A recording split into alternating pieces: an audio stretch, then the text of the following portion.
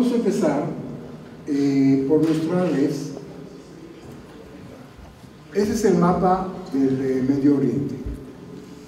Aquí vemos que desde Marruecos, Algeria, Tunisia, Libia, Egipto, aquí está Jordania, Siria, Irak, Saudi Arabia, Yemen, Omán, los Emiratos Árabes que están en el Golfo Pérsico, y al otro lado Irán. Israel también está muy chiquita, pero se ve. ¿Qué me puede comentar cuando ustedes ven este mapa? ¿Quién quiere comentar algo? Fíjense en las fronteras. Sí, pero que Israel se ve demasiado pequeño en comparación a todos los otros países. No, que las fronteras son así, trazadas. A ver, exactamente. Mira, de primera vista se ve que estas fronteras son artificiales. No puede haber una frontera, una línea tan recta como acá, o en Libia, o en Egipto, o en Chad. Quiere decir, es una frontera arbitraria. Esa frontera que fue trazada por alguna razón que ahora vamos a ver, pero no es normal. Son fronteras que dividieron grupos étnicos homogéneos y por otro lado aglomeraron grupos étnicos, tribus, sectas, etcétera, que no tienen nada que ver uno con el otro. Entonces la historia de estas fronteras es sencilla. En 1920, después de la Primera Guerra Mundial, cuando los europeos y prácticamente Francia, Inglaterra e Italia ganaron la guerra al Imperio Otomano, porque toda esa zona, Turquía y todo eso, era parte del Imperio Otomano. Entonces, cuando ganaron la guerra, se sentaron en una mesa, era en París, en 1920, y distribuyeron el pastel. Dijeron que Francia va a recibir la parte norte del Medio Oriente, que es Siria, Líbano. Inglaterra, que era más fuerte, más poderosa, va a tener toda la parte de Jordania, Irak, Egipto, Saudi Arabia, Yemen, en fin, todo lo demás. Y había muchos compromisos de los dos partes durante la guerra, porque querían el apoyo de estos tribus durante la primera guerra contra los otomanos, pero dividieron este pastel entre ellos.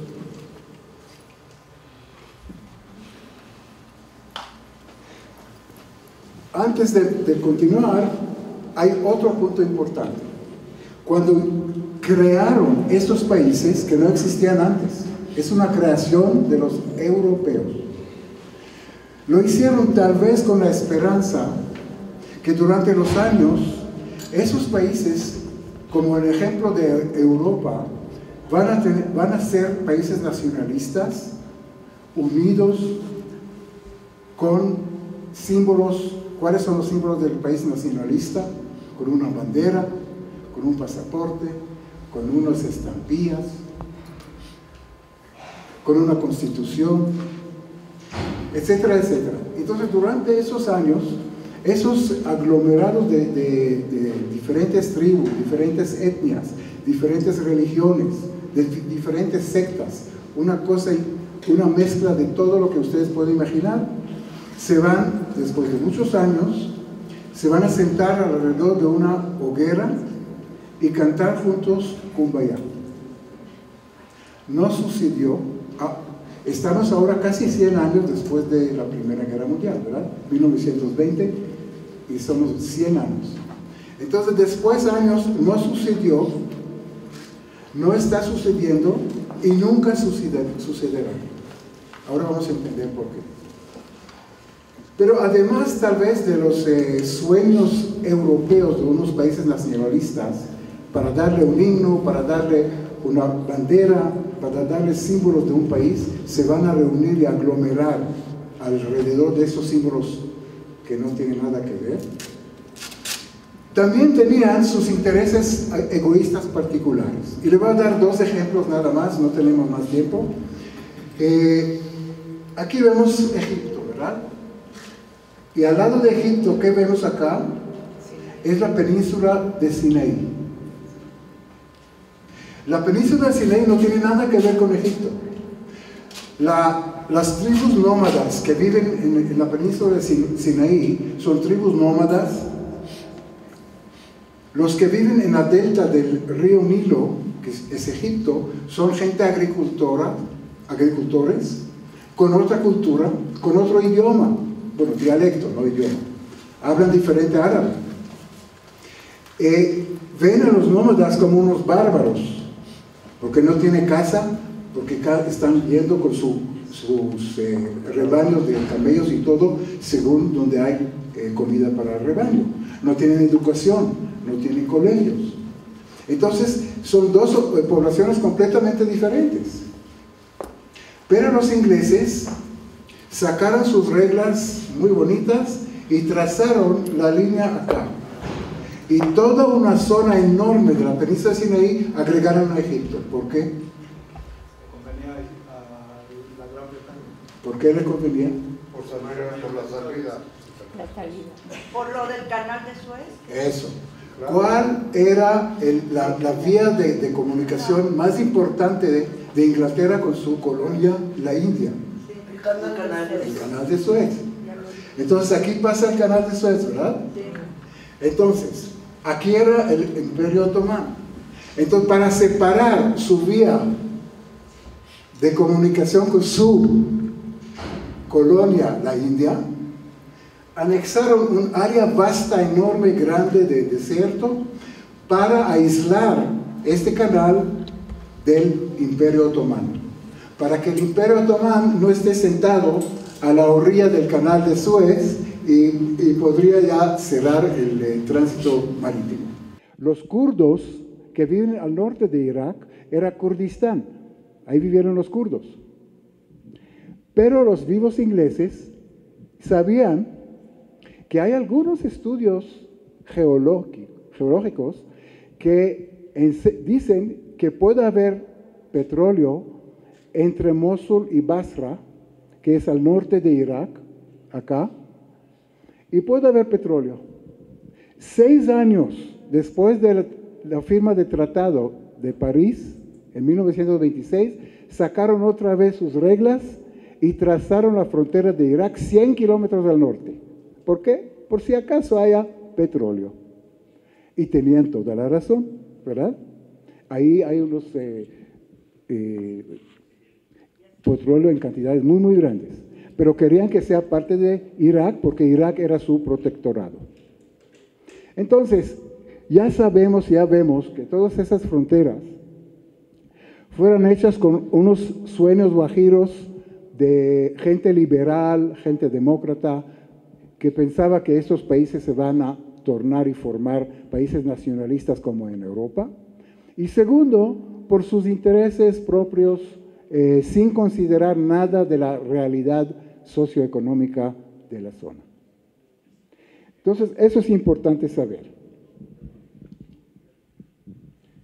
Después de ver el mapa tan bonito, tan uniforme, porque cada país tiene su color, con fronteras perfectas y todo, les quiero mostrar el mapa verdadero del Medio Oriente.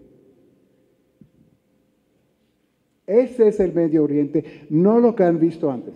Lo que han visto antes son países virtuales, países que no existen, y ahora van a entender. Pero, ¿qué vemos en el mapa verdadero del Medio Oriente? Exactamente. Es una zona de desierto, desde lo que vimos Marruecos, que está acá, y aquí Túnez, Algeria, Egipto, la península de Sinaí, Saudi Arabia, Yemen, Siria, Líbano. Es un gran desierto. 95% de esta área no tiene agua. Hay pocos lugares, y muy pocos lugares, donde hay un pequeño pozo o donde hay una pequeña cantidad de agua donde la gente puede sobrevivir. En toda la vasta zona no se puede vivir. Díganme ustedes, ¿cuánto tiempo puede una persona vivir sin comer? Sin comer. Semanas, 1, 2 semanas, tal vez 3. Pero ¿cuánto tiempo puede una persona vivir sin tomar agua? Horas, días. Quiere decir, estamos hablando en otra dimensión. Si no tomo agua, me muero. Y aquí estamos llegando a la cultura tribal, que nosotros no conocemos. Durante miles y miles de años, hablamos de la época de Abraham y antes de la época de Abraham, en todo este desierto andaban tribus nómadas. Primero eran familias, después clanes, después pequeñas tribus, que se aferraron con sangre y con guerras a las pocas fuentes de agua que había en esta región. Porque si no se aferraron a estas fuentes de agua, no podían sobrevivir. Era cuestión de vida y muerte. Nosotros no podemos entenderlo, porque aquí caminamos 50 kilómetros y pasamos 10 riachuelos. Allá no hay agua. Si alguien anda en el desierto, en unas horas está muerto. Y por eso adaptaron una cultura y unas costumbres muy diferentes a lo que nosotros conocemos. Y quiero darles algunos ejemplos para que vean.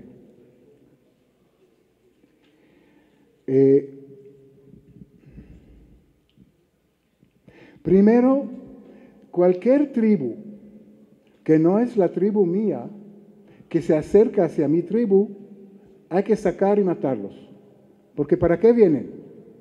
¿Para hacer una fiesta juntos? Vienen para tomar mi agua, punto. Porque si la otra tribu ha crecido y hay más gente y ya no está suficiente la fuente de agua donde viven ellos, ¿qué hacen?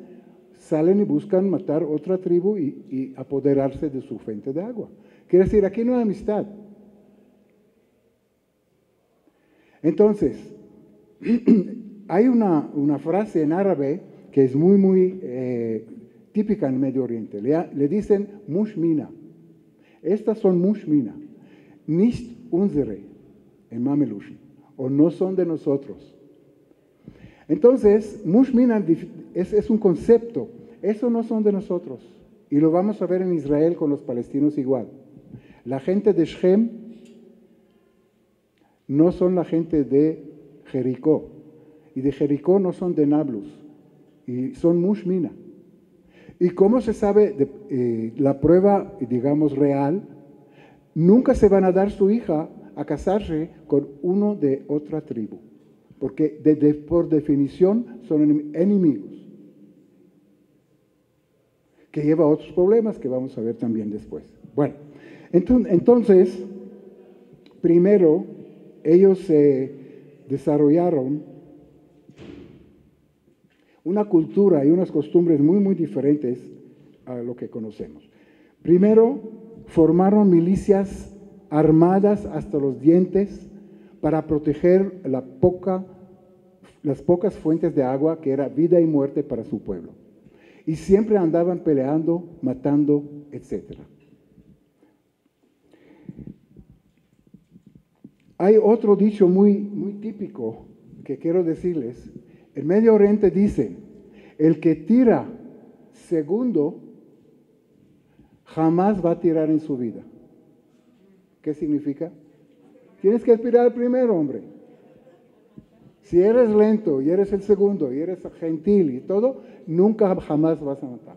Y es un dicho que aquí la gente no entiende. ¿Por qué? Que allá es un dicho que refleja la realidad. El que tira segundo jamás tirará. Es un ejemplo, ¿no? Porque podemos hablar horas de eso. Bien. Y establecieron leyes, normas y organizaciones adaptadas a este tipo de ambiente. Le voy a dar ejemplos. Primero, la lealtad. La lealtad al tribu es mucho más importante que cualquier otro valor, porque es vivencia del tribu. Entonces, si una persona traiciona a la tribu, Nada más le sacan del lugar donde vive la tribu y el sol se preocupa de él. Después de 6 horas o 12 horas, el sol se preocupó. Y si el sol no terminó, vienen los animales de 4, primero los bichos, los aves de rapiña, después los bichos de 4, los animales de 4 patas y terminan el trabajo. Entonces la lealtad es un valor supremo en esta zona. La venganza de sangre. Todos conocemos, si una mujer no se portó muy bien en esta zona, ¿cuál es la obligación de su familia, de su papá o de su hermano? Matarla. ¿Y cómo se perdona este pecado? Se lo lava con la sangre de la víctima de su garganta. Y se le tiene una expresión muy especial que le llaman ras al-ar, quiere decir, se lava la sangre para lavar este pecado con la sangre de la víctima. Y hoy día, en 2018, mueren muchas y muchas mujeres hoy en Medio Oriente por esas razones. Ahora, si el papá no está o es viejo, es obligación de su hermano de hacerlo. Y su hermano no está o no tiene hermano, la familia, alguien de la familia tiene que encargarse. Y no estoy hablando teorías, esa es la realidad en Medio Oriente en el siglo XXI. Otro ejemplo, el honor a la familia. Ah, no, eso hablamos, ¿no? La venganza de sangre. La venganza de sangre dice, si alguna persona de otra tribu mata a alguien de mi tribu, yo tengo la obligación de matar a alguien de su tribu. Ahora, si no encuentro el asesino, yo puedo ir 5 generaciones para arriba o para abajo. Yo puedo coger su nieto de 5 años y matarlo. El nieto ni tiene idea por qué. ¿Les parece lógico eso? ¿No? Es muy lógico. Les digo por qué no. Porque ustedes no salieron del concepto occidental de las cosas. Con nuestros valores es absurdo. Con ellos es lo único lógico. ¿Por qué? Ya hablamos de la escasez de agua, ya hablamos de la escasez de recursos. Entonces, si alguien mata a alguien de mi tribu, se pierde el equilibrio, el statu quo entre las 2 tribus. Y si me va a matar ahora, y mañana otra vez, y mañana otra vez, ¿qué va a pasar? Su tribu va a ser más fuerte y la mía más débil. ¿Y qué va a ser el siguiente paso? ¿Me va a quitar la fuente de agua? ¿Qué significa que mi tribu ya no va a existir? Entonces tiene mucha lógica de matar a alguien de ellos, 5 generaciones para abajo, para arriba, para mantener el status quo, para mantener el equilibrio y no debilitar mi tribu. Entonces es muy lógico para esta zona, no para México. Y también es algo para que la gente tenga miedo de meterse con mi tribu, ¿no? Entonces hacen esto y son sangrientes, pero esa es la costumbre. Otra costumbre, otra característica, son líderes verdaderos. Eso es muy importante. Los líderes de estas tribus no fueron elegidos por elecciones, ¿no? No hay democracia. Olvídense de la democracia. Era una dictadura o dicta blanda. Quiere decir, se eligieron esas familias y esas familias durante muchos años, 100, 200 años, manejan a la tribu y obran por el bien de la tribu. No como nuestros dirigentes democráticos que están de entrada por salida cada 4 años y obran por sus intereses. Esta gente, los líderes de la tribu, obran por el bien de la tribu. Y como una cosa simbólica, cuando hay escasez de comida o escasez de bebida, ellos son los últimos que se sienten a la mesa, no los primeros que agarran lo que puedan. Es algo muy simbólico, pero significa que son líderes verdaderos, no nuestros líderes elegidos cada 6 años o cada 4 años. Otra característica muy importante de la cultura tribal.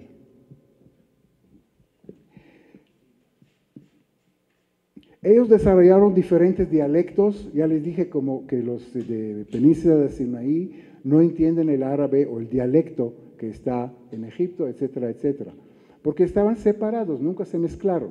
Entonces, diferentes dialectos y sobrevivieron durante esos miles y miles de años solo las tribus más feroces, más sangrientes y más fuertes. Y hay un fenómeno muy, muy raro que cuando más pequeña la tribu, más agresiva es. Porque una tribu pequeña está sujeta a otras tribus más grandes, más fuertes. Entonces debe ser más agresiva, más sangrienta, etcétera, etcétera. Hay una tribu en Libia que se llama Gadaf el-Dam. Gadaf el-Dam quiere decir los que derraman sangre. ¿A quién les hace recordar este nombre, Gadaf el-Dam? Gaddafi. Gaddafi era de esta tribu. Entonces, cuando más pequeña la tribu, más sangrienta y agresiva debe ser. Si no, no subsiste ahí. Bien. Entonces, después de esta introducción, vamos a ver algunos países, 2, 3, para que vean que no son países. Y les voy a mostrar, el primero tal vez hablamos de Irak, el mapa verdadero de Irak, no el virtual que hemos visto hace un rato, ¿se acuerdan? Para regresar, no este mapa de Irak. ¿Ven? Color verde, homogéneo, todo igual, etc. El mapa verdadero de Irak es este. Les voy a contar. Irak tiene 74 tribus, 74. 74 tribus con otras costumbres, con otra vestimenta, con otra cultura, con otra comida, en fin, y que se odian entre uno y el otro por la cultura tribal que tuvimos.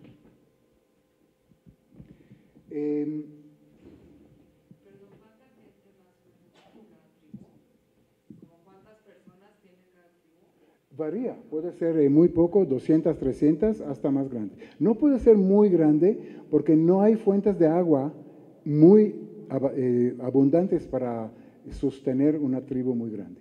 No son muy grandes. Y por eso hay la fragmentación de muchas tribus pequeñas. Nada más le digo que Irak, bueno, entonces aquí podemos ver que hay 4 etnias. Y tenemos acá los árabes, los persas, los kurdos y los turquemanos, que no tienen nada que ver uno con el otro. Siempre hubo conflictos entre ellos y contra el gobierno. Hay 8 religiones, la musulmana, la cristiana, la judía, la bahá'í, la drusa, la alawi, la hindú y la bahía. Y es un país que cuando lo construyeron, los sunitas son 15% de la población. Los chiitas, que están aquí con la frontera con Irán, lo que es el color morado, esos son chiitas, ¿ok? Eran 65% de la población. Los kurdos, que es toda esta parte norte, que antes era Kurdistán, pero Inglaterra dijo eso va a ser parte de Irak por el petróleo, ¿se acuerdan? Esos son 20%. Entonces, solamente entre chiitas y kurdos tenemos 85%. Saddam Hussein, que era el que pusieron los occidentales, era sunita. No era aceptado por la población. Y se acuerdan, fue contra su población con gases químicos para matarlos.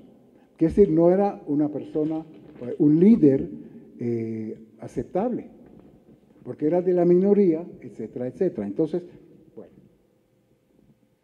Ahora, en las mismas religiones hay sectas. Los musulmanes tienen chiitas, sunitas, salafis, etcétera, etcétera, etcétera. Los cristianos tenían nada más 8 diferentes sectas. Entonces, ustedes ven que este país, esos son los sunnis con color amarillo. Entonces, es un país que está fragmentado por 4 ejes: etnias, religiones, sectas y tribus. Ya no puede ser más fragmentación. Entonces, pusieron a todos eso alrededor de una fogata y dijeron, cantan Kumbaya. No sucedió, no sucede y nunca va a suceder. Entonces, este es el mapa de Irak. El otro es un Irak virtual que no existe. No existe. Bueno.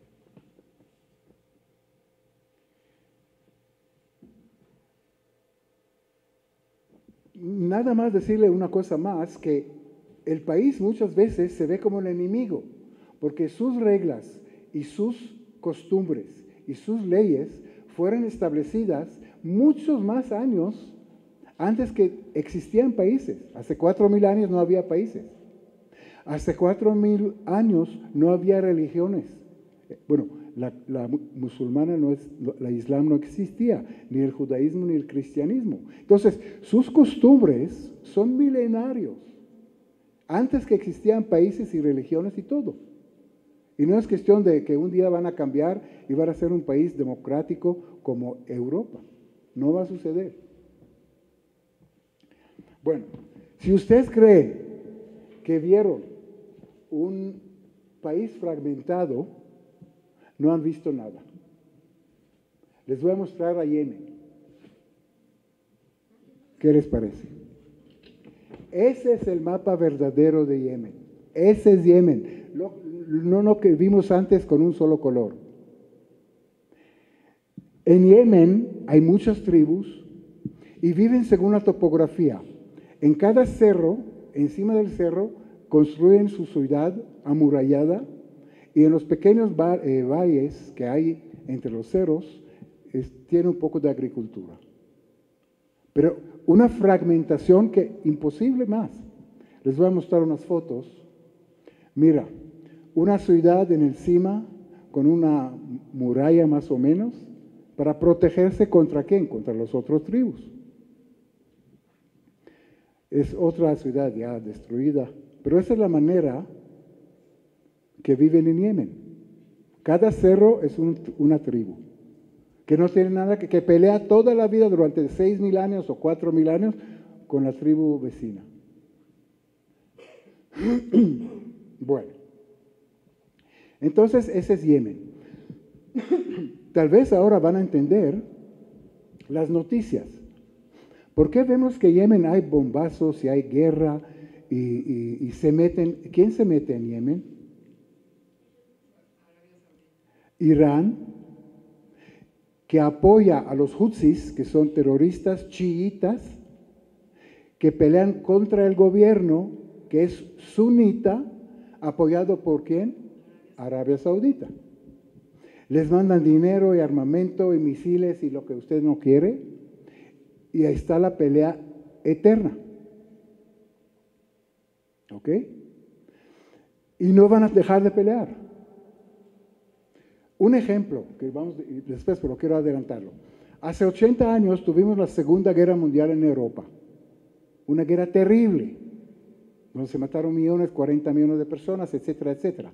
Hoy día ustedes pasan por Europa, alemanes y británicos hablan entre ellos, son amigos, tal vez no tanto, pero hay relación normal. Los chiitas y sunitas, ¿cuánto tiempo pelean? ¿Saben? 1400 años. ¿Cuándo van a terminar esta pelea? Sí, van a terminar. ¿Cuándo? Cuando un lado va a ganar y el otro va a perder. ¿Ustedes saben que en árabe no existe la palabra compromiso? No existe la palabra compromiso. O gano yo o ganas tú. Entonces, es otra mentalidad. ¿Ah? No hay acuerdos. Después hablamos de la paz en términos del Islam y vamos a entender por qué, porque la gente occidental habla de paz y paz y paz. No entienden la mentalidad. Bueno, eso fue entre paréntesis. Vamos a seguir.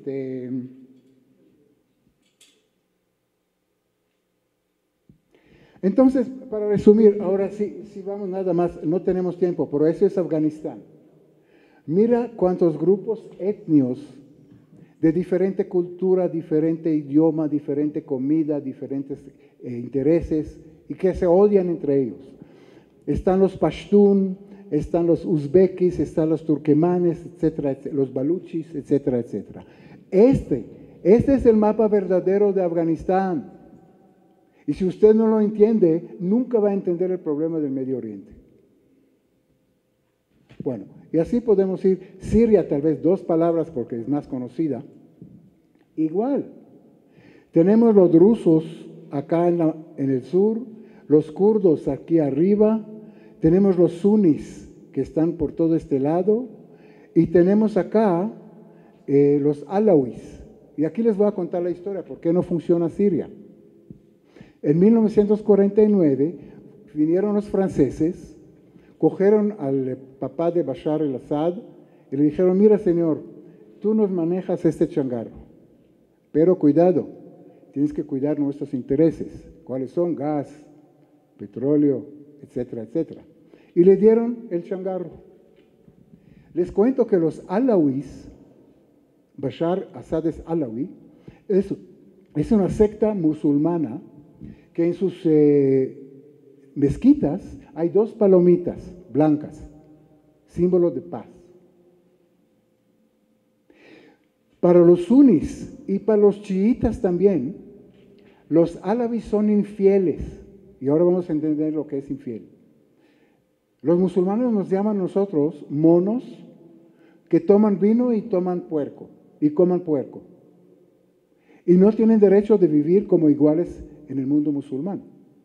Son ciudadanos, primero tienen que convertirse, y si no se convierten, pueden vivir como ciudadanos de segunda. Pagar un impuesto por cabeza cada año. No pueden andar en caballo, solo en burro. No pueden ser abogados. No pueden ser médicos. No pueden tener propiedades. En fin, ciudadanos de segunda. En el siglo IX, no van a creer, en Bagdad andaban los judíos con un parche amarillo y los cristianos con un parche anaranjado. En el siglo XX, para distinguirlos como ciudadanos de segunda. Hitler no inventó eso. Entonces, en el mundo musulmán nos ven nuestra religión como infieles. Toman vino y coman puerco. Y pueden vivir bajo la tutela de Islam como ciudadanos de segunda. Bueno. Tal vez para enfatizar, quiero hacer un pequeño paréntesis, para enfatizar el asunto de la democracia. Nosotros crecemos con la democracia, que es el mejor régimen, etcétera, etcétera, etcétera. Hagamos un pequeño ejercicio mental. Primero, ¿cuáles son los principios de la democracia?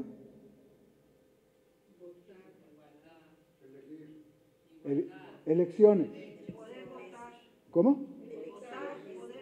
Votar, elecciones. ¿Qué más? Derechos iguales de hombres y mujeres. Separación entre Estado y religión, etcétera, etcétera. No tengo que hacerlo, ustedes conocen mejor que yo.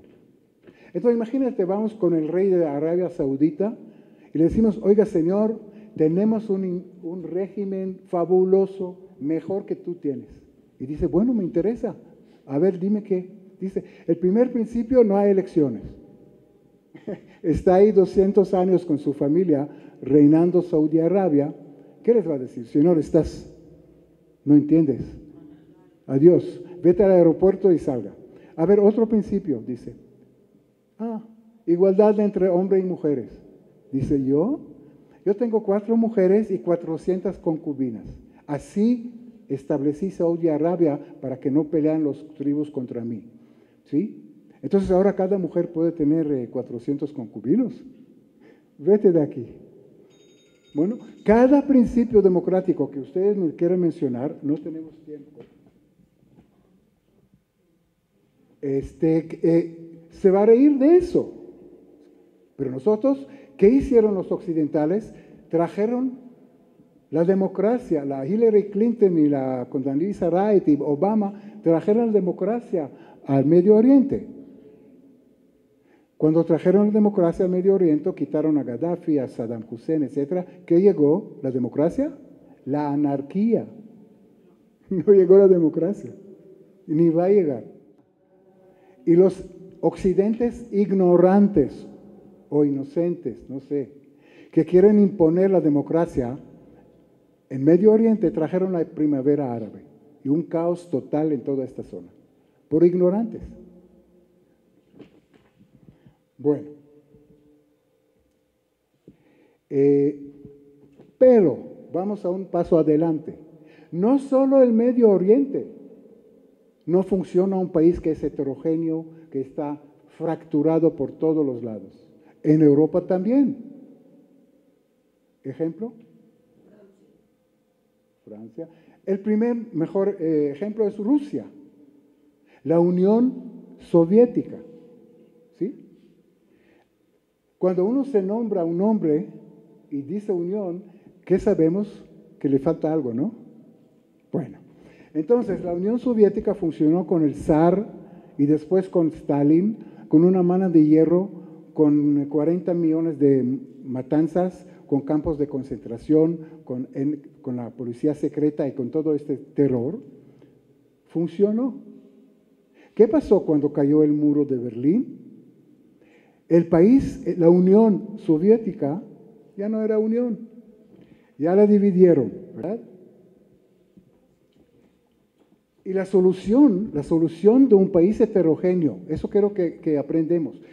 La solución de un país heterogéneo fraccionado es fraccionarlo más con unidades más homogéneas, porque si no, no va a funcionar. Entonces, en la Unión Soviética, por ejemplo, lo hicieron. Y ahora tenemos Kirguistán y Azerbaiyán y todos 9 repúblicas que sustituyen la Unión Soviética y funcionan más o menos. ¿Cuál es el único ex Unión Soviética que no funciona? Para probar mi tesis. ¿Cuál es el único estado o país que no funciona? Que era Unión Soviética y ahora Ucrania. Claro. ¿Qué pasa en Ucrania? Hay 2 etnias. Hay los tátaros que vinieron de Asia Central y hay los rusos. Entonces, cuando hay 2 etnias peleándose entre ellos, matándose entre ellos, ¿qué pasa? Es muy fácil una intervención externa, como Saudi Arabia e Irán. Rusia se metió en Ucrania para proteger los pobres rusos, ¿sí? Anexó Crimea, etcétera, etcétera, etcétera. Quiere decir, hasta en Europa no funciona. Bueno, otro ejemplo, Yugoslavia. Yugoslavia bajo Tito, otra vez con una mano de hierro, con policía secreta, con matar a las personas, etcétera, funcionó. Al momento que murió Tito, ¿cuál era la solución? Repúblicas separadas más homogéneas, que es Serbia, Bosnia-Herzegovina, etcétera, etcétera, etcétera. Exactamente. Entonces, esa es la solución. Entonces, lo que quieren en Israel, hacer un Estado palestino, con diferentes tribus, que no tienen nada que ver con uno u otro, que no se casan entre ellos porque se odian, y quiere hacer un Estado palestino, va a ser otro Estado fallido, como hicieron los europeos en 1920. Estoy adelantando, pero acuérdate de ese número. En cambio, si hacemos unidades homogéneas, hay más chance, no hay seguridad, hay más chance que funcionará mejor. Y en Europa igual. Bueno, no hablamos de historia. Hoy en día, ahora, están soplando en Europa vientos muy fuertes de separación. ¿Dónde? España, en Cataluña. ¿Dónde más? ¿Ah? Brexit, Inglaterra, Irlanda. ¿Dónde más? Bélgica. Francia. Los córsicos quieren independizarse de Francia. Quiere decir, parece que la gente, el ser humano, se siente mejor con UNSRE, con la gente, gente de nosotros, con la misma cultura, las mismas costumbres, etc. Y no solamente en el mundo árabe, pero Europa es igual.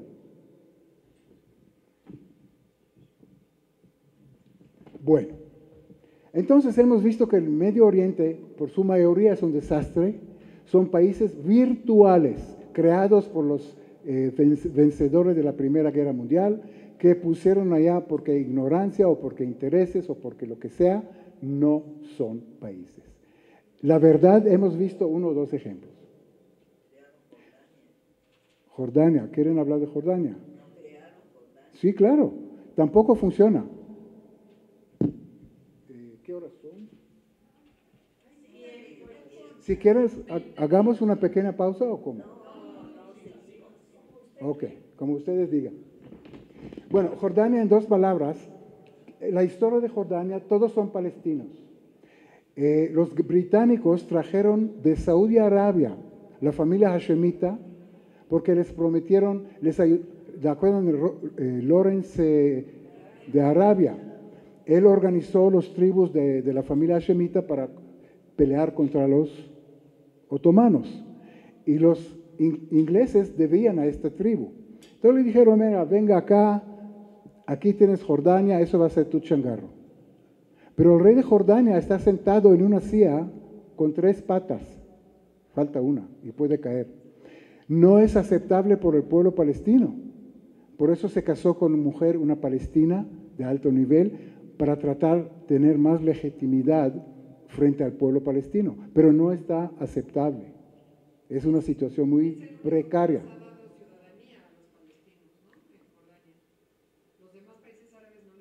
No, él tampoco.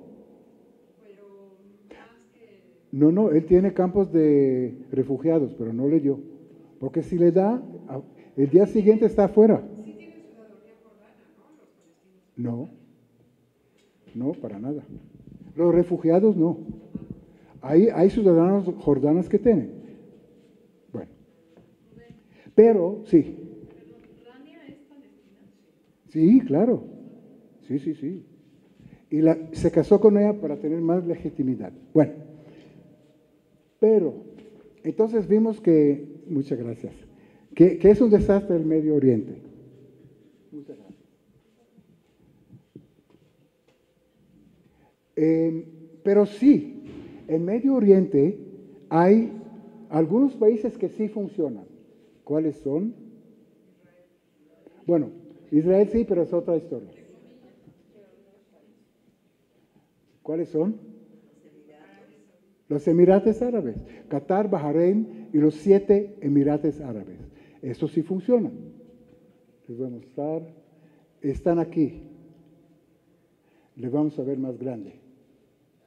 Ahora, les voy a dar, para hacer un ejercicio, les voy a leer los nombres y ustedes díganme si los conocen o no. Y vamos a ver por qué. Abu Dhabi sí conocen. Dubái sí conocen. Doha, tal vez. Median, ¿escucharon? No. Ayuman, tampoco. Fujairah, tampoco. Ras el Khaimah, tampoco. Surja, no. Y el Kaiwan. ¿Por qué no escuchamos de el Kaiwan, de Ajman, de Surja, de todos esos? ¿Por qué? Porque tienen poder económico muy grande y ¿Por qué aparecen las noticias? ¿Por qué no aparecen en las noticias las otras? ¿Por qué no aparecen en las noticias las otras? Les cuento. No aparecen las noticias porque no hay bombazos, no hay matanzas. Ahí reina la paz y la tranquilidad. Abu Dhabi, por ejemplo, tiene 3 cosas. Arena, arena y arena. Nada más. No tiene gas, no tiene petróleo. Mucha gente dice que esos están tranquilos y hay un auge económico por el petróleo. ¿Es verdad? No. La mayoría de esas no tiene petróleo. Abu Dhabi, 3% de su Producto Interno Bruto es de gas. Ahora, ¿Irak tiene petróleo? Irak. ¿Mucho? ¿Funciona? No. ¿Siria tiene gas y petróleo? Mucho. ¿Funciona? No. Libia tiene gas y petróleo. Libia. Mucho. ¿Funciona? Un desastre. Pero Abu Dhabi no tiene nada y funciona. ¿Por qué? ¿Por qué?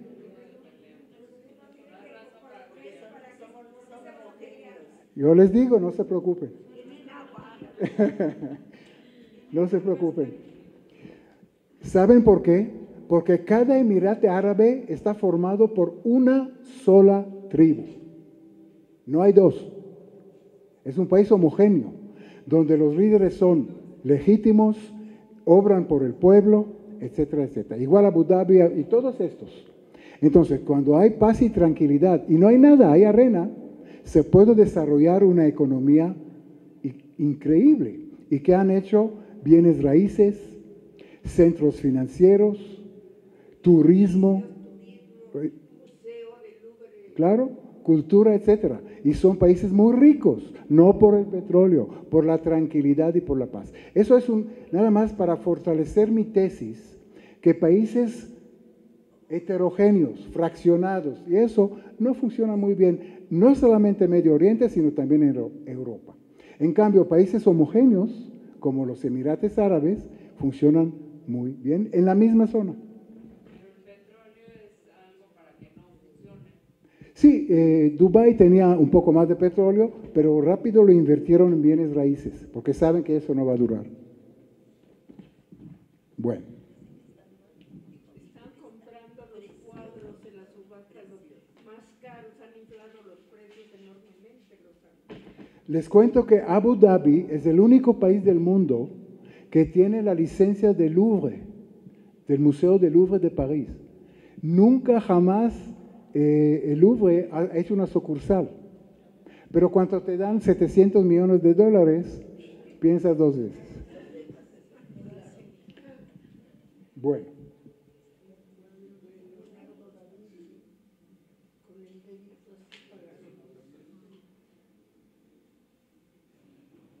Bueno, ahora tenemos que entender muchas cosas antes de hablar del conflicto palestino. Y vamos a hacer un paréntesis y hablar de la paz en términos del Islam. Es muy importante.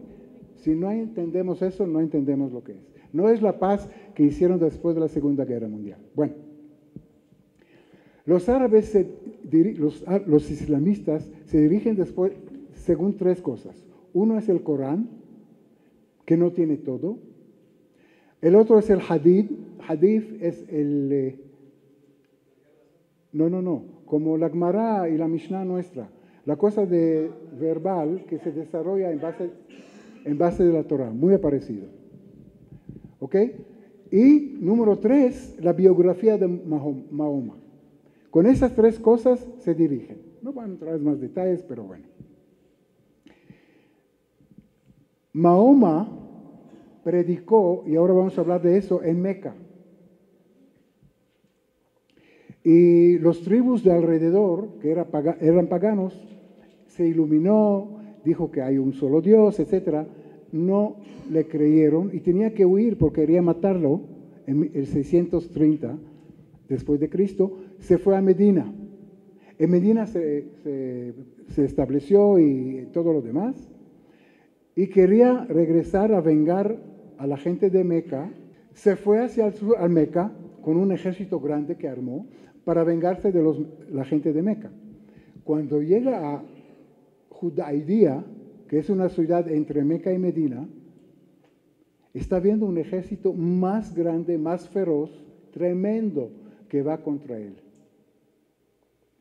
¿Qué hace? Y se fueron contra él para matarlo. Entonces firmaron una paz, la famosa paz de Hudaydía. Era una paz para 9 años, 9 meses y 9 días. Y firmaron que no se van a atacar uno al otro, y todo lo demás. 2 años después, sabía Muhammad, tenía buena inteligencia, que la gente de Meca, ¿de qué vivieron? De caravanas que eran parte de la ruta de la seda.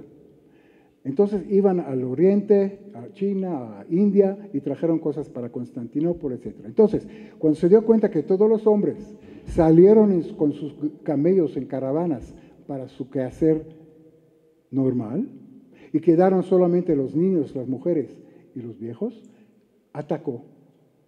Atacó a Meca, les quería convertir, que no se convirtió. ¿Qué le pasó? Perdió la conexión entre sus hombros y la cabeza. Imagínense. ¿Entendieron? Sí, degollaron. Perdió la conexión entre hombros y cabeza. Entonces, una matanza tremenda, pero conquistó a Meca y regresó a estar en Meca. Entonces, esta es la paz, y la biografía de Mahoma es como la Torah nuestra. Ahí, así hay que hacer. Entonces,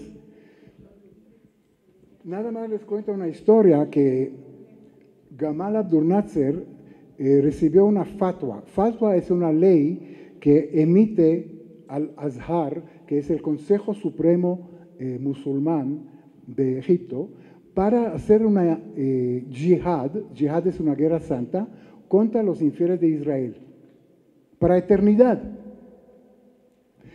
Después de unos años, Sadat se dio cuenta que no va a recuperar nunca la península de Sinaí si no hace paz con Israel. Entonces se fue a la misma, al Azhar, al Consejo Supremo, y pidió otra fatwa, otra ley, que sí le permite hacer la paz con Israel. Y la recibió. Y por eso fue a Israel y hizo la paz. Número 2, ejemplo 2. En 93 había la paz de Oslo entre Arafat y Israel, ¿verdad? Después de eso, Arafat fue a Sudáfrica, a una mezquita, y le criticaron: oiga, ¿cómo vas a hacer paz con los infideles que toman vino y coman puerco? ¿Sabes qué les dijo? Acuérdense de la paz en Hudaydía. Eso fue su respuesta. ¿Qué quiere decir? La paz se firma solamente con el vencedor, con el fuerte. 1. 2. Nunca es eterna. Cuando Allah me va a dar la primera oportunidad de atacar y de ganar, la paz no significa nada. Si tengo que mentir, y esto es parte normal en la vida cotidiana de ellos, en comercio y todo. Entonces, la paz se hace con el fuerte, y la paz no significa nada. Entonces, cualquier firma de tratado de paz no es como en Europa. Alguna vez escuché un comentario y quisiera validarlo con usted. Me comentaron que para los árabes, para los musulmanes, cuando conquistan un territorio, no importa que lo pierdan al otro día y por 1000 años, pero sigue siendo considerado de ellos lo consideran como... Excelente observación. Mira, ahora estoy en eso. La religión musulmana. Entonces, permítame terminar y va a contestar. Entonces, ya sabemos lo que es paz en términos de Islam.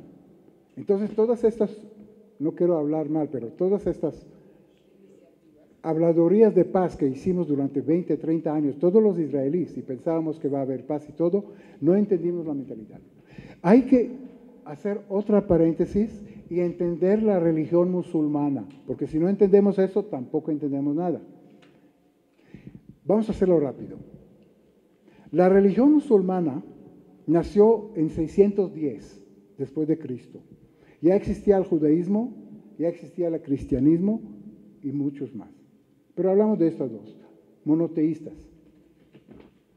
La historia es que a la casa de abuela de Mahoma llegó un rabino yemení que se llama Ka'ab, un judío, no sé cómo llegó allá, pero vivió en la casa de la familia de Mahoma, del abuelo, y Mahoma como niño escuchó muchas historias que le contó el rabino sobre Abraham, sobre Isaac, sobre Jacobo, sobre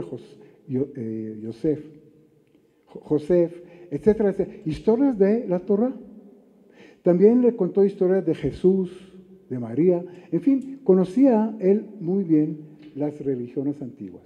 Entonces, cuando el profeta se iluminó un día y descubrió la nueva religión, la musulmana, porque Dios lo iluminó, tenía un problema difícil de justificación. Y de hecho, cuando empezó a predicar su nueva religión en la región de Meca, donde vivía, y todos esos pueblos paganos, ¿sabes qué le dijeron? Asatir el Awalín. ¿Qué es Asatir el Awalín? Son historias de nuestros ancestros, ya los conocemos, son de los judíos, son de los cristianos. Usted no viene a decir nada nuevo. Lo que usted hace es copy-paste, copy-paste. Así le dijeron, no en estas palabras. Bueno, entonces, ¿por qué? Claro, porque todo lo que predijo él era parte de lo que escuchó de las historias. Pero Moisés era musulmán, y Abraham era musulmán, eso es todo. Bueno, entonces había un problema de legitimidad de la religión. En el Corán muchas veces dice eso. Entonces, ¿cómo justificó Mahoma? Y por eso le quería matar y por eso huyó a Medina y toda la historia de la paz. Punto. ¿Cómo justificó él que esta religión es la verdadera? Él dijo lo siguiente: el Islam es verdad, es muy parecido al judaísmo y muy parecido a todo lo que quiera al cristianismo, pero vino al mundo no para vivir junto con las otras religiones, vino al mundo para reemplazarlas. ¿Y por qué reemplazarlas que son tan buenas? Porque los judíos y los cristianos pecaron, son puercos, toman vino y lo que quieren, son infieles. Y por eso eliminó el Dios, y la justificación era: es una religión que tiene mucho del pasado, pero vino a reemplazar todo eso, porque Dios ya quitó a los judíos y los cristianos su favor por ser infieles. Y eso, ¿para ellos? Por ejemplo, tomar vino y comer puerco, para empezar. Los judíos toman vino, los cristianos toman puerco. Entonces se pone todo en una olla. Pero era un problema de legitimidad de su misma religión. Entonces, esta religión, déjame ver, sí. Por eso esta religión es tan agresiva. Por esta religión tiene leyes, lo que usted mencionó. Según históricamente salieron de Meca, de Arabia Saudita, y empezaron a conquistar todo el mundo conocido. Shams era la región que es Israel, Líbano, Siria, Jordania, toda esta zona. Entonces empezaron a conquistar. Conquistaron Jerusalén, conquistaron Damasco, fueron por la orilla del mar Mediterráneo, llegaron hasta España y entraron a España. Quiere decir, eran guerreros muy feroces. Él tira primero, él tira segundo, no tira otra vez. Quiere decir, conquistaron medio mundo. Entonces, según la ley del Corán, del Islam, una tierra que estaba bajo dominio musulmán, jamás de los jamases puede entrar al dominio de otra persona. Y si hay unas circunstancias, no hay problema. No puede ser tierra de nadie. No puede ser. Es una ley. Y eso tiene consecuencias con Jerusalén. Ahora vamos a ver. Bueno, entonces, era el paréntesis de la religión musulmana. Era una religión que tuvo problemas. Es una religión que tiene de justificarse y encontraron la justificación. Pero eran muy bélicos, no había compromiso, etcétera, etcétera, etcétera. Bueno, tenemos que tocar otro tema grande e importante que es Jerusalén, porque si no, no entendemos otra vez nada. Pues, ¿Jerusalén es una ciudad sagrada para los musulmanes?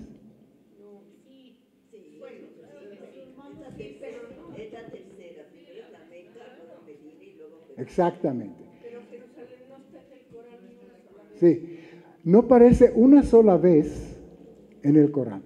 Y hay pruebas que el segundo califa, Umar, no vio a Jerusalén como ciudad sagrada.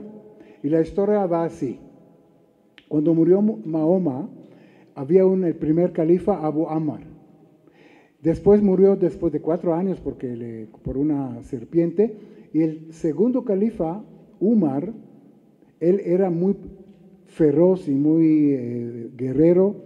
Y prácticamente empezó la conquista de las tribus de Meca a todo lo que era Shams, que es, les dije, Israel, Siria, Líbano, Irak, Irán y todo lo demás. Entonces, cuando llegó a Jerusalén, era del imperio bizantino, de los cristianos. Entonces trataron de conquistar Jerusalén. 3 meses estuvieron alrededor para que no tengan agua ni comida.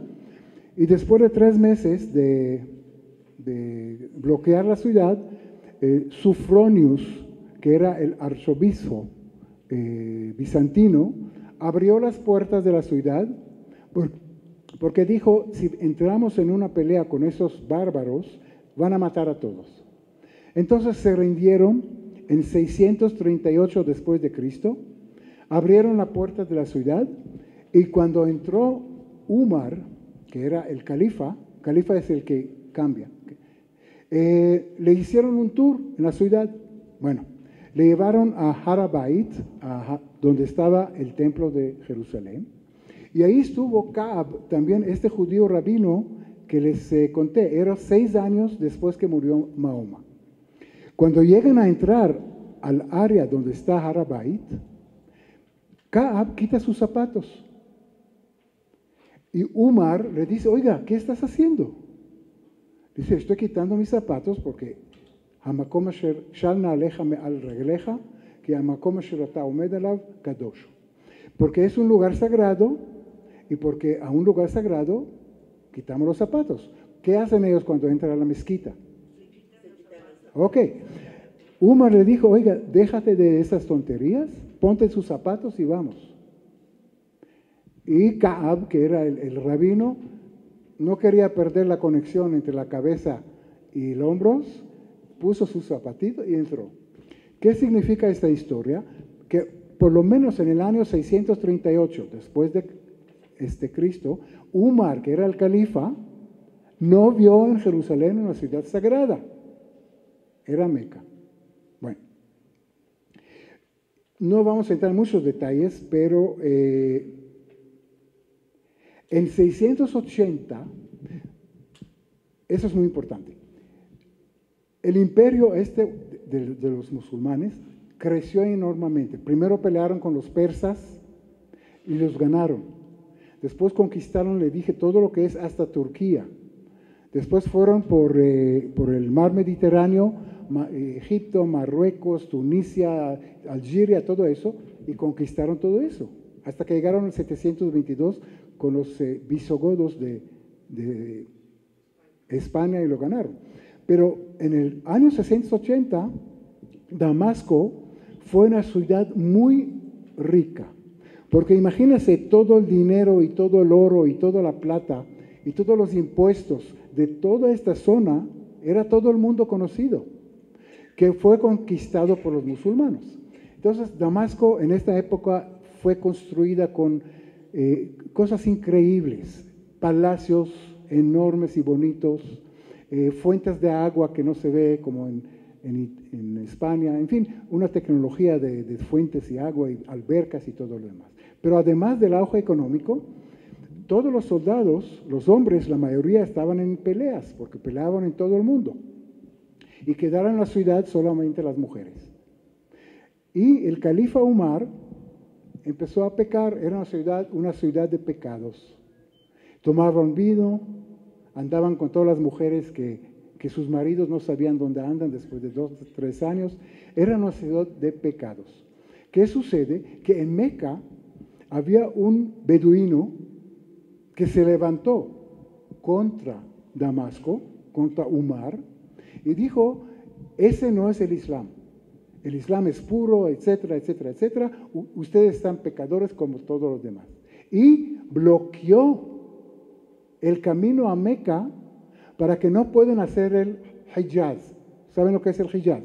Cada musulmán, una vez por año o una vez por vida, debe de ir a la Meca. Hay una piedra grande, negra, dar 7 vueltas y solo así puede purificarse para después subir al cielo. ¿Ok? Entonces es la peregrinación de ellos, el Hijaz se llama. Entonces cuando había esta rebelión, Umar no podía ir a Meca a hacer el Hijaz. Entonces se consultó con su gente, con su consejo islamí, y dice, ¿qué hacemos? Tenemos que hacer Hijaz para purificarnos. Le dijeron, muy fácil, tenemos la solución. Y fíjase, inventaron lo siguiente, y ahí empieza el valor de Jerusalén, la primera vez. Dijeron, vamos a inventar una fatwa. Fatwa es una ley nueva, que Mahoma, en una noche, encima de un caballo con alas muy largas, voló a Jerusalén. Llegó a Jerusalén y subió al primer cielo, ahí estuvo Abraham. El segundo cielo, ahí estuvo Moisés. Y así subió 7 cielos hasta que llegó a hablar con el Dios. Y en esa misma noche voló de regreso con este caballo y se levantó en su cama en Meca como si no pasó nada. Y eso fue un invento. Un invento. Y había muchos inventos de esos. Entonces, le dijeron así, la solución es la siguiente, construir una mezquita, en Jerusalén, la que tenemos allá, y vamos a inventar esta fatwa. Entonces inventaron esta historia y muchas más historias. El que viene a Jerusalén y es ciego y duerme en las calles de Jerusalén, se va a despertar ya. Y que es cojo, bueno, y que es cojo lo mismo, etcétera, etcétera. Hicieron una serie de cosas.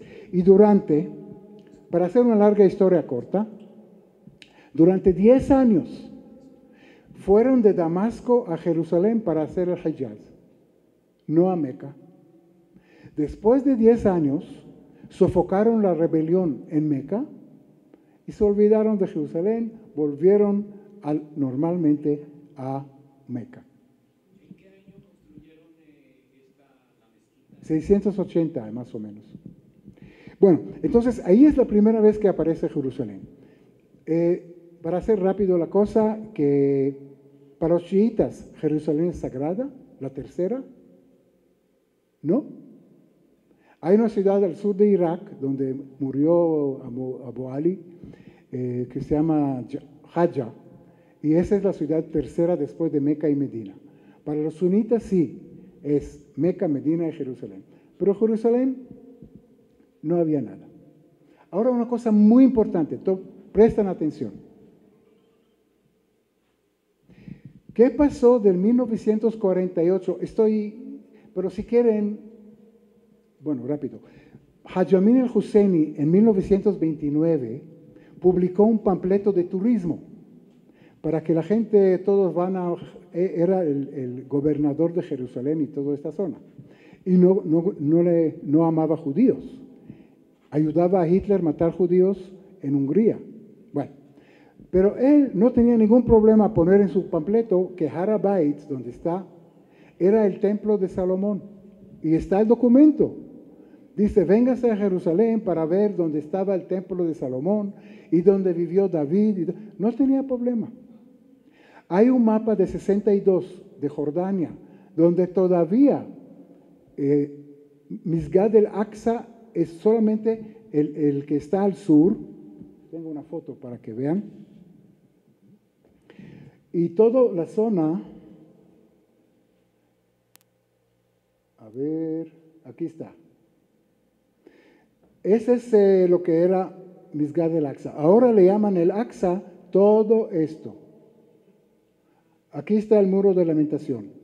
Pero antes, en la época de 62 todavía, cuando los jordanos estaban allá, solo esto era el Aqsa. Bueno, entonces, para hacer la historia corta, no tenía ningún problema de mencionar que Salomón y David estuvieron allá hace miles de años y era de los israelíes.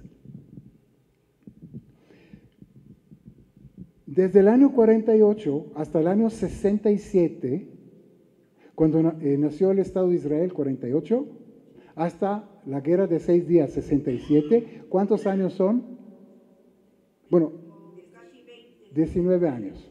¿Cuántos días son? 7,000 días.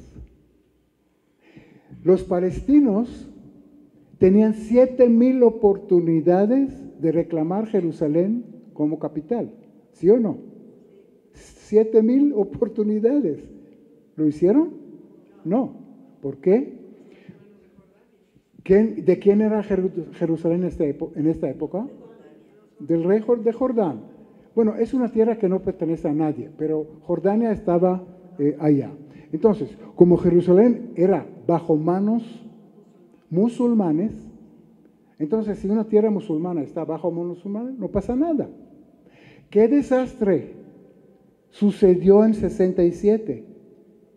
Los infieles conquistaron Jerusalén, conquistaron una tierra musulmana.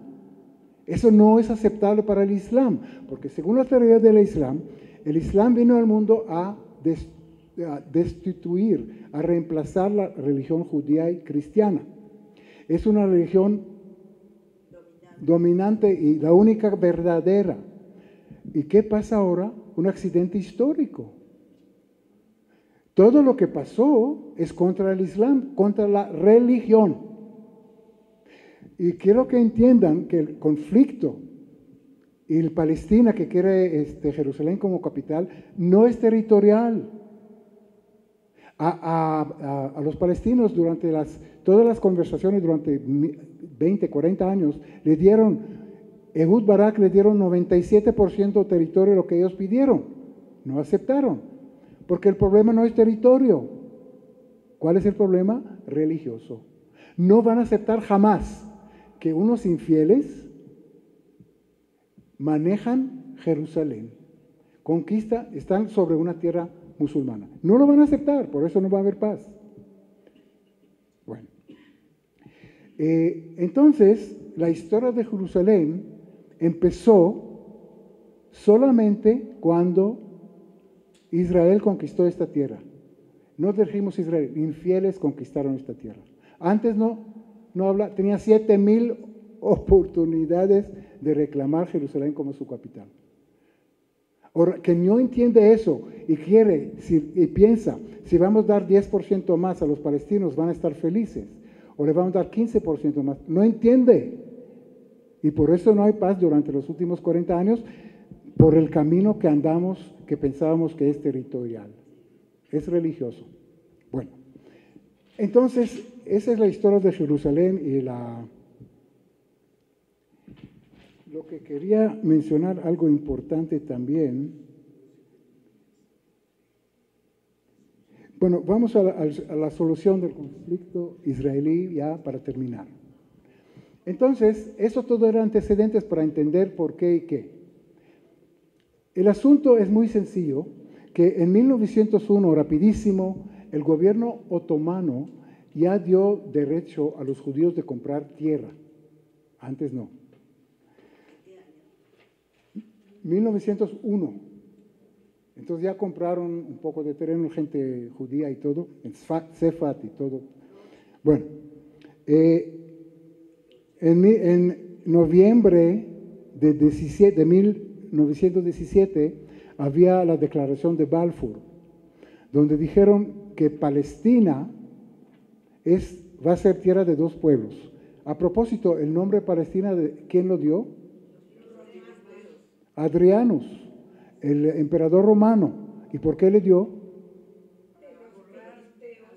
Era la rebelión de Bar Kokhba, y él quería deshacer el contacto entre Judá y los judíos con la tierra, porque Bar Kokhba se rebelió contra él. Entonces ahí había fenicios en esta parte, dice que se olvidan de Judea, que se olvidan de todas estas cosas. Desde ahora es Filistea. Desde ahora es Filistea. No tiene nada que ver con Judea. Él dio este nombre. Bueno, y nosotros, yo por ejemplo, yo nací en Palestina. Yo soy palestino. La gente no entiende que Palestina vivieron allá árabes y judíos y cristianos. Y todas éramos palestinos. Hoy día palestino es árabe. No. Todos judíos, cristianos y árabes eran palestinos, porque era un mandato del gobierno de Inglaterra. Bueno, entonces, y después la ONU en 1947 votaron en base, en San Remo rectificaron lo que dijo Balfour y todo lo demás, y rectificaron esto, y decidieron el plan famoso de la partición. Y en este plan de partición, los árabes recibieron toda esta tierra que está en amarillo, y los judíos, el Estado judío que pensaban, va a estar en esta parte. Pero en base a qué y por qué está tan mal. Sí, no es 100% lógico, pero está basado en cómo estaban las aldeas árabes y judías. Sí. Claro. Por ejemplo, Tel Aviv y Jaffa ya eran ciudades judías. Entonces es parte de... En cambio, lo que es Shem, Jenin, Hebrón, Jerusalén y todo eso era más árabe, toda esta parte. Pero también no era ideal, es verdad. Bueno, pero había la partición, la historia sabemos, ellos no aceptaban, había la guerra de independencia, perdieron, etcétera, etcétera, etcétera. Entonces, esa es la historia del conflicto árabe-israelí, que no se va a resolver, porque es un problema religioso que no se va a aceptar. Una persona religiosa, fanática, inclusive entre nosotros, judíos, no va a aceptar cosas que no son, porque así quiso Allah, así quiso Dios. Bueno. Pero lo mismo pasa con los nuestros ultrarreligiosos. Lo mismo, ¿no? Claro. Para ellos toda la tierra es... Sí, ellos no aceptan que alguien más. Es que ¿quién va a aceptar que porque Dios dijo, entonces todos los países tuvieran el porqué y entonces cada quien movería sus fronteras al gusto? Bueno, entonces ahora sí vamos a la solución original y nueva. Para resumir rápido, hemos visto que países heterogéneos, fragmentados, etcétera, no funcionan. Ni en Medio Oriente, ni en Europa, ni en una parte del mundo. Entonces, cuando hablan de palestinos, el pueblo de palestinos, ¿sabes quiénes son? Y los refugiados que dicen. Les voy a contar. Según la ley internacional, un refugiado pierde su estatus de refugiado después de 10 años. 10 años es refugiado, 11 se acabó. La única excepción son los palestinos. Por ser un negocio tan grande, son ya 70, 80 años que son refugiados. Claro. Ahora, ¿qué pasó en 48? En 48 había en Palestina unos 600, 700 mil árabes y unos menos, 300, 400 mil judíos. Los árabes eran gente que vinieron de Siria, de Egipto, de Jordania, de Líbano, para trabajar en Israel, en la construcción, Tel Aviv, Haifa, en la agricultura, en los moshavim, en los kibutzim. Eran gente que trabajaba allá. Pero eran, según el apellido conocemos, son mitzris, son sirios, son estos, son otros. No es un pueblo palestino, son de diferentes pueblos. Bueno, y habían judíos.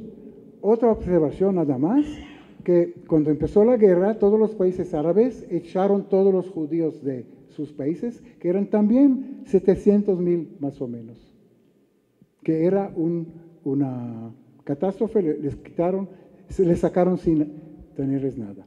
Pero los judíos fueron a todo el mundo, Israel, Inglaterra, Estados Unidos, para hacer su vida, para hacer una nueva vida económicamente, etcétera, etcétera. Los refugiados árabes de la misma época, del mismo año, hasta hoy son refugiados. ¿Por qué? Nada más una anécdota.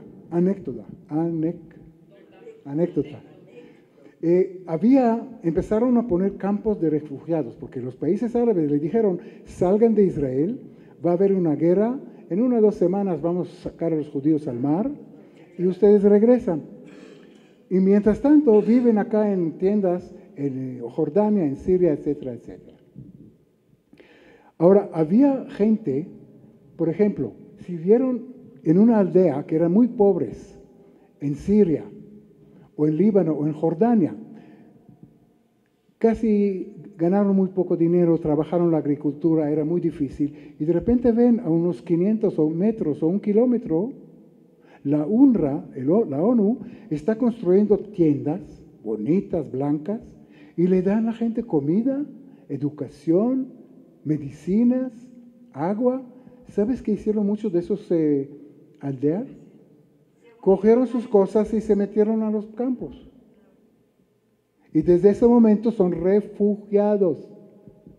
Y según la ley, sacaron una ley que la definición de un refugiado es que estuvo en Israel, en Palestina, 2 años antes de la catástrofe del Estado de Israel. ¿Sí? Quiere decir, todos que estuvieron allá trabajando como albaniles, como agricultores, y etcétera, etcétera, desde el año 46, mayo de 46, ya son refugiados. Ahora, ¿por qué querían aumentar el número de refugiados? Y hasta hoy nadie sabe cuántos son. Dicen 7 millones, otros dicen, nadie cuenta. ¿Por qué? Porque es un negocio.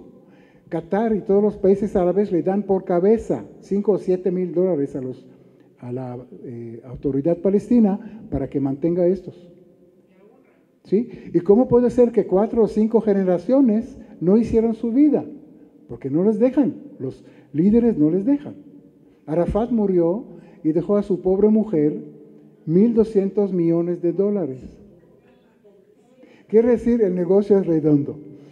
Y esa es una de las, no todas, pero una de las razones. Bueno, entonces hay muchos refugiados y hay problemas con eso.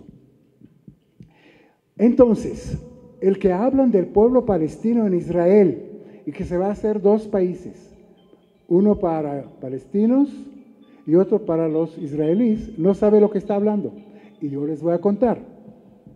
En Ramallah hay una familia que se llama Nabruti. Esos son los que manejan Ramallah, con 2 o 3 familias más. Quiere decir, son clanes, familiares, tribus, todo lo que hablamos en otros países. En Shem hay otra familia, tengo los nombres, pero ya se me fueron. Un señor de Shem no va a dar su hija a un Nabruti de Ramallah. Igual no en Calquilia, y no en Shem, y no en Jenin, y no en todos estos. Quiere decir, no es un pueblo homogéneo. Son tribus, o más bien clanes, porque viven en ciudades, ya no son agricultores. Son clanes que odian uno al otro, que controlan su territorio. ustedes saben que no hay terrorismo en esas ciudades. Ellos conocen todos los que están allá. Y si vienen los salafim son terroristas extremistas y quieren entrar a Shem, ellos, no la policía de Arafat, ni de la autoridad palestina, el clan les saca inmediatamente afuera. Y si los otros no salen, ya saben lo que les va a pasar.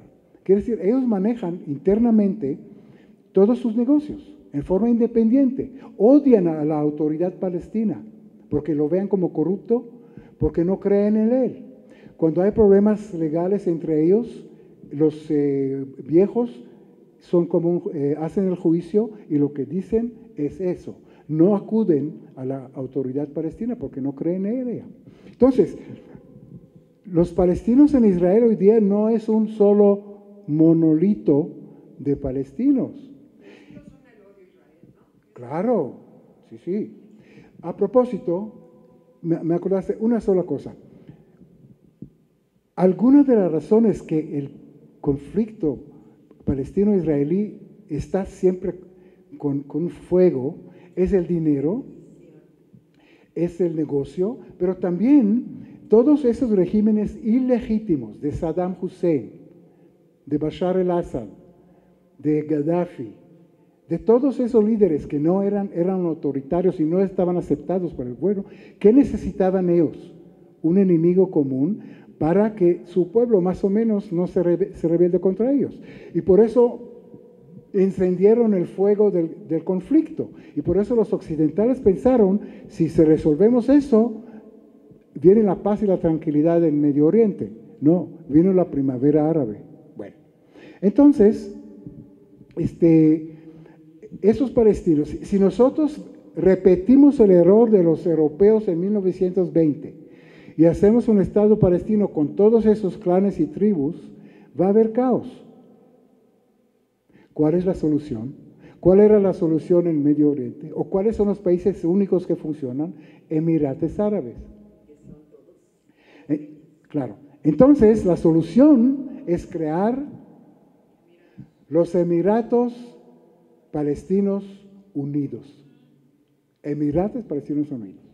Van a haber siete emirates, porque son las 7 ciudades más grandes donde hay clanes grandes. A ver, ¿dónde estamos?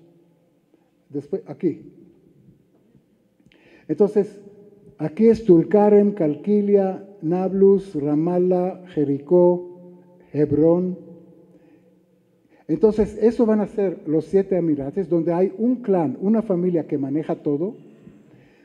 Ellos van a tener independencia en sus asuntos internos. Lo tienen, no que van a tener, lo tienen. Y en esta forma, Israel le va acceso a los mares, a los puertos, a los aeropuertos, etcétera, etcétera. Y en esta forma, como los Emirates Unidos, va a ser Emirates Palestinos Unidos, que van a tener una cierta independencia uno del otro, no se van a pelear, no se van a matar, porque cada uno va a tener su país homogéneo, donde hay 2, 3 familias que están puestos de acuerdo. ¿Quién los va a liderar? ¿Cómo? ¿Quién los va a liderar? O sea, si son facciones. Sí, ya, el liderazgo existe. En Jericó, en Ramallah son los Nabrutis, la familia Nabruti. Pero en cada facción hay otro liderazgo. Por eso va a ser independiente, otro país. Quiere decir, va a haber un emirate de Ramallah y un emirate de Jenin. Ahora, unidos, ¿por qué? Porque puede haber cosas comunes, que un presupuesto común. Ya no quiero entrar en detalles, pero la idea parece lógica, porque creamos países en base de la socioeconomía de la realidad de la región, y no un sueño guajiro como ya hemos visto que no funciona. Pues con eso termino y si hay algunas... ¿Qué pasa con los Gaza? Excelente pregunta. ¿Qué pasa con Gaza? Gaza. Entonces le voy a decir, para fortalecer lo que se les dije ahora, la idea era que los palestinos van a ser un país, ¿verdad? ¿Quiénes son los palestinos? Fatah, No, Fatah en Jerusalén, en Ramallah, o Hamas en Gaza. ¿Son palestinos monolíticos? Ya empezó la brecha. Los primeros que se dieron cuenta que no va a haber un Estado palestino eran los vivos inteligentes de Hamas y crearon el primer emirate árabe, que es Gaza. No quieren saber nada de autoridad palestina y crearon su primer emirate árabe. Quiere decir, es el primer emirate árabe. Y eso es un hecho que fue creado en la realidad socioeconómica de la región.